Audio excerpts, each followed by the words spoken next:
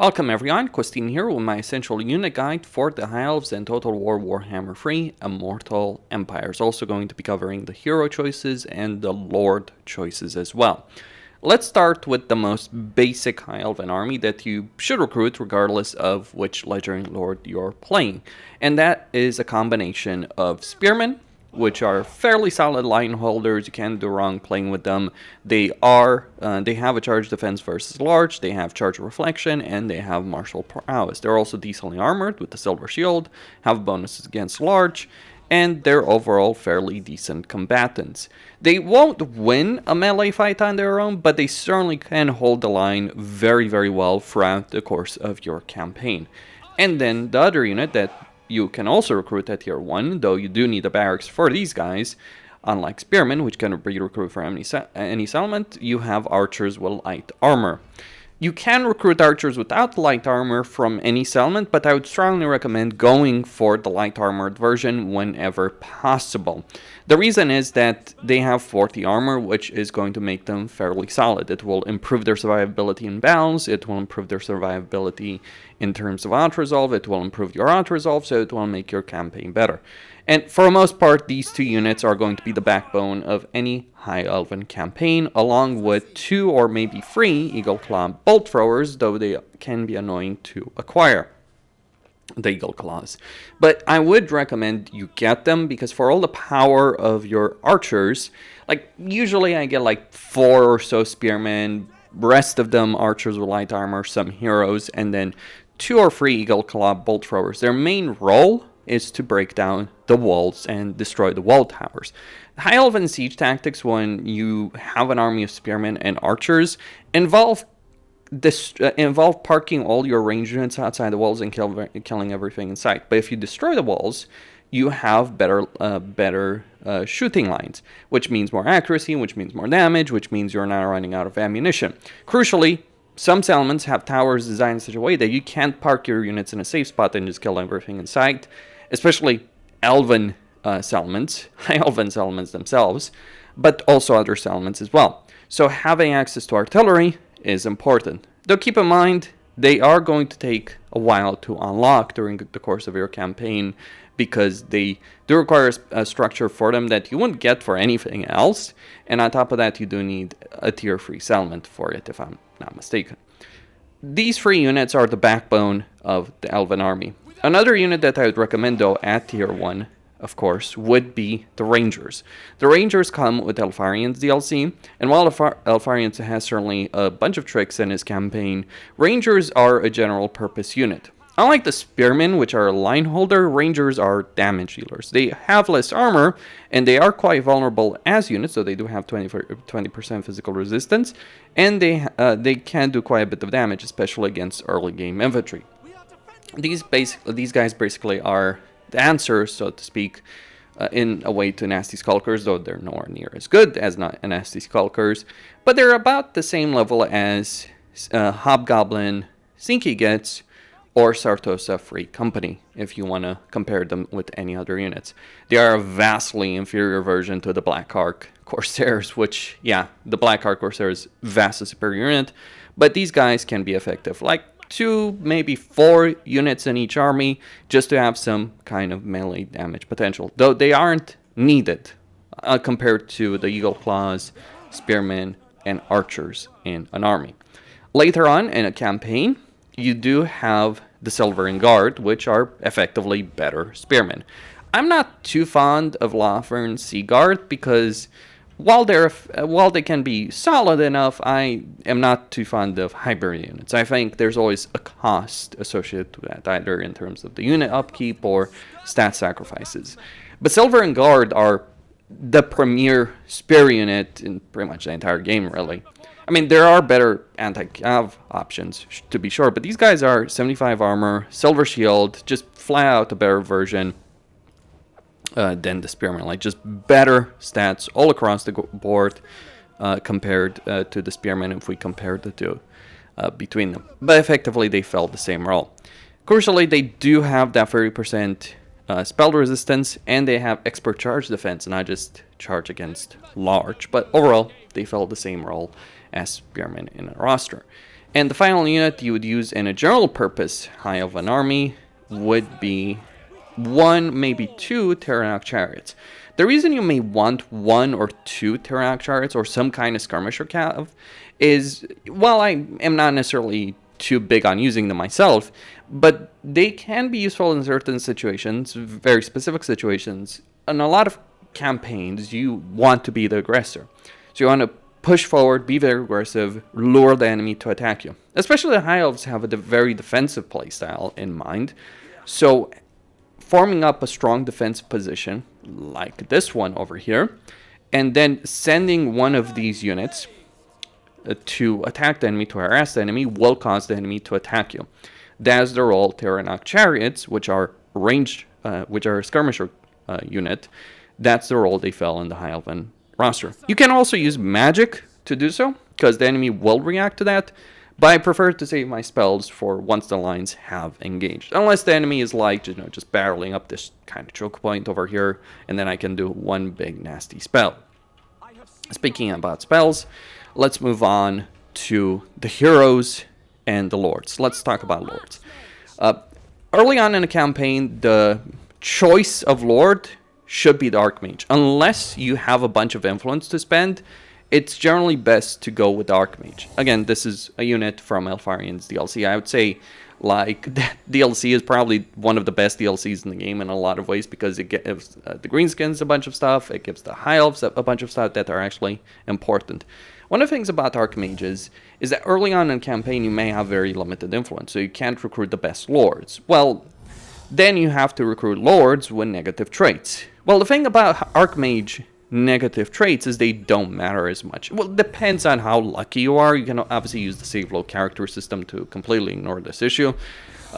But when you're just looking at regular recruitment, Archmages can be pretty powerful early on from that perspective, because they may have negative traits that basically don't matter. One of those negative traits in particular, it just increases the recruitment time of Phoenix units. And generally speaking, I tend to avoid Phoenix units, so Archmages can be useful. There's a bunch of schools of magic, all of which are pretty strong in their own way, but personally I do prefer to go with high magic in general, but depends on what you're looking for.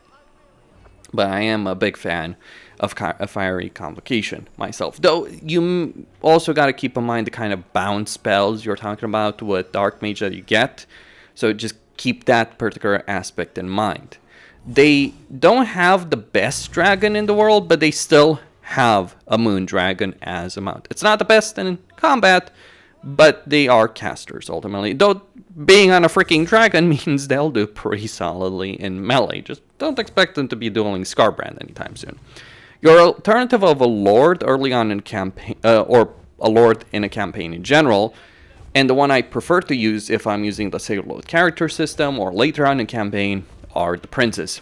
The princes can ride the Star Dragon. They are much, much better in melee, and that is a role that you may want a lord to fill in your army, especially later on when you have enough mages to fill up your armies. Because early on, getting access to a bunch of mages in a High Elven campaign is going to be tricky, so that's another reason you might want Archmages. But later on, princes with mage heroes is probably the way to go. Star Dragons are really powerful, and when we're talking about positive traits, the really powerful traits that the High Elves can acquire for the lords and heroes, princes can have campaign movement range, a lot of experience per turn, ammunition, even an upkeep, a general purpose upkeep for quite a lot of unit types. As for princesses, I would generally avoid them unless there's a really powerful range trait that can really benefit your archers. Unless you get that trait, and keep in mind, even with that trait, you're sacrificing a lot of lord power, because Archmages, yeah, they have magic and they're pretty decent in melee. Princes, pretty solid in melee, have pretty powerful lord skills. Princesses, less so. I'll be honest, like those kind of ranged lords and heroes tend to do pretty poorly in Warhammer 3 in general. Doesn't matter which race we're talking about. Doesn't matter if it's a crossbowman unit, a bow unit like princesses, or a gunpowder unit. They tend to do pretty damn poorly. Though perhaps being on a flying mount, because they can still ride dragons themselves, may make up for that. But until that point, they're practically going to be useless in battle. Whereas, when a prince can do really, really solidly in battle. Hero choices, the three main ones you're looking for are mages, handmaidens, and nobles. Nobles are the strongest melee combatants that you can have in terms of a hero choice, and they have a good amount of flexibility on the battlefield because they can go on an eagle, so they can swoop in on various sections of the battlefield to help you out. They also have useful skills, and they give you replenishment as well as the diplomatic benefit with certain races. Handmaidens, they're less effective in combat because they're hybrid lords, so they have both range and melee capability. So yeah, their range is really awful. In a lot of ways, their mount choice is nowhere near as good. But handmaidens are probably the most overpowered hero on the campaign map because they give you each of them can give you 1 control, 1 influence, 5% income from trade tariffs, and 2 diplomatic relations with every faction. And this stacks. So to have 10 handmaidens, you're looking at 10 influence per turn, 10 control, faction-wide. 50% income from trade tariffs, and 20 to diplomatic relations with all factions. That is a huge benefit. This is one of having a lot of handmaidens is what makes Eltharion the best empire builder of the High Elves by far, because she can increase their capacity at tier 3 as opposed to tier 4. That is the case for every other legendary lords of the High Elves. If I may, I think there are some things that need to be talked about with the High Elves, because I think there is certainly their campaigns can be very, very interesting right now, because you do have a wide variety of legendary lords that have their own unique units mechanics, but I kind of find myself in a long High Elven campaign limited, in the sense that, limitation in terms of hero capacity, because you require tier 4 for the most part, unless you're talking about like Eltharion with her tier 3 capacity. But there are certainly some limitations. You do overcome that eventually, but it is slower with regards to it. And then magic-wise, mages, important. High magic, like with archmages, I am a firm believer in high magic. And that's the general purpose roster of the High Elves. But what about individual lords? Because as I said, what makes the High Elves interesting as a race is that there's a lot of uniqueness in their campaign, with the exception of Tyrion and Teclis, sure. But Tyrion is still pretty powerful, even though he's generic. Teclis, well, he's best ignored. If you're playing Eltharion, then there's 2 units you want to go for in Eltharion's campaign. One of them, everyone else has, but I would say that getting a bunch of Sisters of Avalon is really only worth it for Eltharion's army.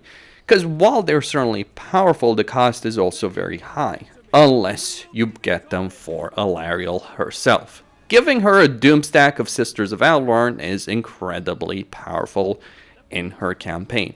Like, when we compare these guys to Elven Archers, they do more damage, they have magical attacks, they have flaming attacks, and they do a bunch of armor-piercing missile damage. Most of their damage is armor-piercing missile damage.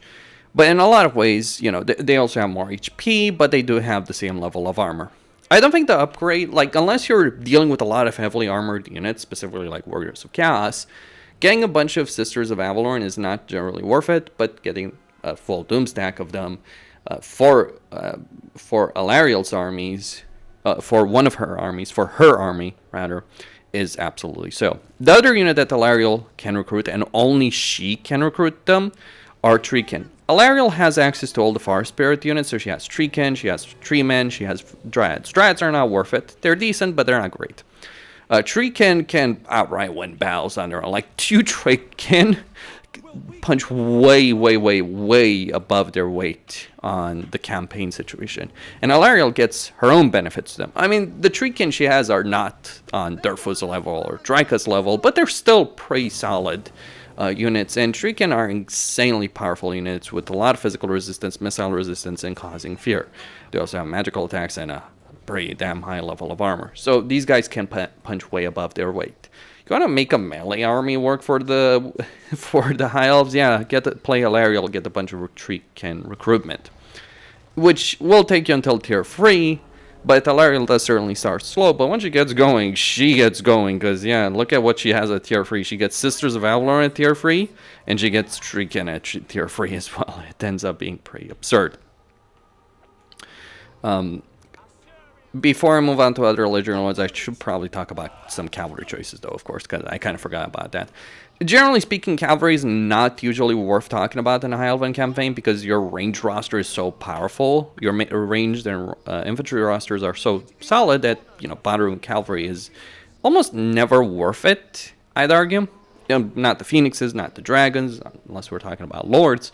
The reason is that cavalry is not great in sieges in general. But if you want to get any kind of like mounted unit, then I would say probably one of your best bets are the Lion Chariots of Crix. Not Silver Helms, not the Dragon Princes, but the Lion Chariots, which have a bugged portrait, as you might notice over there.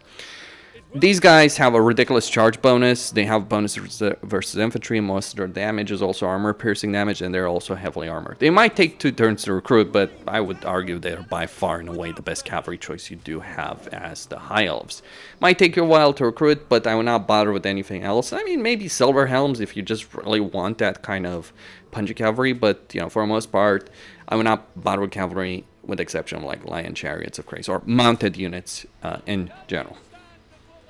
Now, going back to Legendary Lords, if you're playing a Lefanar, you do get access to the Shadow Walkers. Shadow Warriors can be solid, but the problem is they're not so strong. They're not so strong to justify their cost. And it's all about economy scale, right? How many armies can you maintain? Some people would go even so far that to argue that recruiting archers with light armor is now worth it as opposed to regular archers, just because archers with light armor are slightly more expensive. Well, if that's the case, then Shadow Warriors are far more expensive. They're not so significantly better. I mean, at least Sisters of Avalon can do very well against heavily armored units. Shadow Warriors, yeah, they do better, and they can shoot while moving, and they're visible, but usually not worth it. However, if you're playing a Lefanar, you get the Shadow Walkers. These two take 2 turns to recruit, and they're unique to his campaign. Only he can recruit them. But the thing is, these guys are quite a bit better than Shadow Warriors, and a Lefanar gets a major upkeep benefit, so you can maintain an army of Shadow Walkers for about the same price as an army of archers with light armor. So if you're playing a Lefanar, these are the units you want to mass in his army, and probably only his army, though you can get them, of course, for other armies as well. If you just want a unit that does solidly enough in melee, is an ambusher, can shoot while moving. Remember, though, a Lefanar has the stock chance, so you can always ambush enemies with all of his armies. So how much do you need these guys? That's a different question, but it's certainly worth getting at least one army with these guys if you're playing a Lefanar, just because of the cost situation. And then finally we have Eltharion. Eltharion's army roster is kind of ridiculous. He has a lot of unique units, and it can be hard determining what's worth it and what's not. For my money, though, unless you're, unless you want to make a doom stack of like tier 5 units, I would say the units that you want to get in quantity in his campaign are the Faith Bearers, which are just basically a solid shielded melee option for the High Elves. The High Elves actually have pretty solid infantry options. Most of the time, though, they're kind of not worth it when you can build a range army and kill everything in sight, but you can actually make melee armies in their entirety work for the High Elves, shockingly enough. Like, consider like what they have. They have White Lions, they have Lore Masters, they have Phoenix Guard. All of those things can work. It's just that the range play style wins. Maybe it's a consideration to think about playing an entire High Elven campaign with melee units alone. The problem would be just getting access to them in the first place, because all those units require higher tiers to be worth it. But maybe it would be worth considering. But if you're playing an Eltharion campaign, getting a bunch of Faith Bearers, even though they do take 2 turns to recruit, is worth it. They're heavily shielded versions. Like, basically, they're a sword version of the Silvering Guard. When we compare the two, they don't have the anti-large benefit as the Silvering Guard, compared to what the Silvering Guard do have. If the damn tooltip actually works. So they don't have the anti-large, but they do have more armor-piercing damage, though at the cost of base base damage. Crucially, though, they have Frenzy, so they get 10% armor piercing damage, 10% base damage, melee attack. So these guys are much better in melee than the Silvery Guard. Even though they have lower armor, the Frenzy makes up for it. And they also have missile resistance. They don't have the spell resistance, so they're not as good in defense, but they do have Encourage. And crucially, when we're thinking about these Mistwalker units, one of the things to remember is that in Eltharion's campaign, these units can get various upgrades by interrogating prisoners, which is a key mechanic in Eltharion's campaigns. So you can get like a minor Wa to these guys, making them absurdly good in melee. Like, yeah, you could make an entire army of Faith Bearers and they'd win. The other units that Eltharion has, like, until we get to tier 5, I just kind of argue they're not really worth it. Because either they're too expensive, not so great, or, you know, they're just not that necessarily that great in general. The main unit, though, that I would use if I'm playing an Eltharion campaign, however, it would be the Spire Guard of Tor Ivres. These guys are absurd in quite a few ways. They're unbreakable to begin with. They have Encourage, secondly. They have Expert Charge Defense. They have Charge Reflection. They may not have a shield, but damn, as range units, these guys are freaking incredible. And they're not incredible because they do so much damage compared to other units, like if we compare them to a Sisters of Avalorn, right? Like, consider this. A Sister of Avalorn is probably going to do much better against higher tier units. But the thing about the Spire Guard... But keep in mind, the Sisters are tier 4 unit for most part. The Spire Guard are tier 3, even if they are limited in terms of their unit caps. But they have much better armor, better leadership, of course. Yes, they don't have the magical attacks that... they don't have the range magical attacks that the Sisters do. But here's the thing. They have 45 freaking armor. That is a ridiculous level of armor. I think it's one of the highest I've seen on any particular unit in the game. And the thing about the High Elven army is like having an entire army of units that flat out will not run out of ammunition, even in a long battle is an enormous advantage. I've played a lot with ranged armies and melee armies as well, of course. But with ranged armies, there's always that situation you encounter, of course, where, you know, especially when you're besieging a settlement, you run out of ammunition and the battle ends, because what are you going to do, right? Just charging in your range units and melee?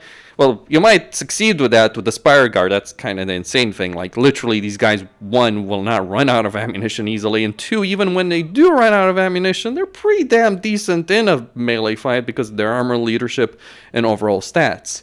And keeping in mind the Mistwalker ability. Yes, they lack a shield. That is their downside. But compared to everything else, and you can get a lot of these guys in a campaign. That's the crazy part. Like, you can make entire stacks of these guys, or you can, or even if you're not capable of making like 5 stacks, let's say, maybe you can make 3 or so, 2 or 3. Sure, but maybe we can spread a couple of these guys for Encourage within an army of spearmen and archers to really help out the units. Like, because the Encourage radius is actually in a decent enough radius. So like, if I move, you know, all the Silvering Guards over here, then I can actually boost quite a few units over here. So you can use the Spire Guard for this particular purpose, to like just boost the leadership of the High Elves. And the High Elves already have a fairly solid amount of leadership. You want to have an unbreakable army as the High Elves? Yeah, that's what the Spire Guard can do. They can give you an unbreakable army, or as close to an unbreakable army as you can get, probably. Because what Encourage does is give you a leadership benefit, which is, yeah, it's a pretty absurd with regards to them. And that is the essence of the High Elves and Total War Warhammer 3 Immortal Empires. Costin signing out, and stay tuned for more.